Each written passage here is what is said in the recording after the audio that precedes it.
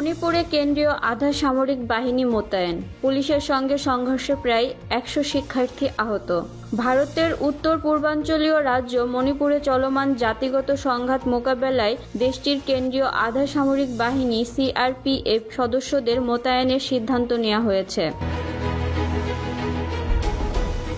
মণিপুর থেকে আসাম রাইফেলসের 2টি ব্যাটালিয়ন প্রত্যাহার করে নেয়ার কয়েকদিন পর সহিংসতার বিধ্বস্ত রাজ্যটিতে সিআরপিএফের 2000 সদস্যের 2টি ব্যাটালিয়ন মোতায়েনের সিদ্ধান্ত নেওয়া হয়েছে। বুধবার দ্য ইন্ডিয়ান এক্সপ্রেসের এক প্রতিবেদনে এই তথ্য জানানো হয়েছে। দেশটির একজন সরকারি কর্মকর্তা ইন্ডিয়ান এক্সপ্রেসকে বলেছেন, বর্তমান সহিংস পরিস্থিতি মোকাবেলার জন্য তেলেঙ্গানার ওয়ারাঙ্গলে মোতায়েনকৃত সিআরপিএফের 58 নম্বর ব্যাটালিয়নকে মণিপুরে সরিয়ে নেওয়া হচ্ছে।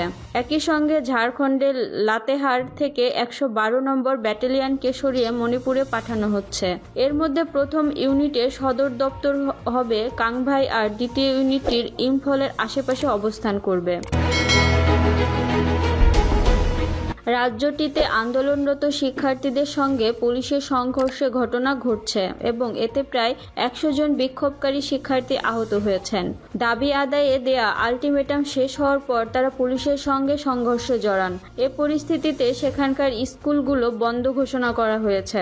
এদিকে অশান্ত মণিপুরে শান্তি পুনরুদ্ধারের আহ্বান জানিয়ে কেন্দ্রীয় স্বরাষ্ট্রমন্ত্রী অমিত শাহকে চিঠি লিখেছেন অভ্যন্তরীণ মণিপুরের কংগ্রেস সাংসদ এ বিমল আকৈজাম।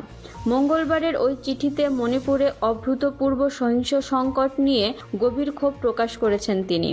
অন্যদিকে ভারতীয় সেনাবাহিনীর কর্নেল পদমর্যাদার একজন অবসরপ্রাপ্ত কর্মকর্তা মঙ্গলবার দাবি করেছেন, ভারত মণিপুরে কনভেনশনাল ওয়ার বা প্রথাগত যুদ্ধের অস্ত্র যে রাজ্যে স্বল্প শিক্ষিত পুলিশের হাতে তুলে দিচ্ছে তা অত্যন্ত বিপজ্জনক। এই মরণাস্ত্র ইতোমধ্যে মণিপুর পুলিশের হাতে পৌঁছেছে।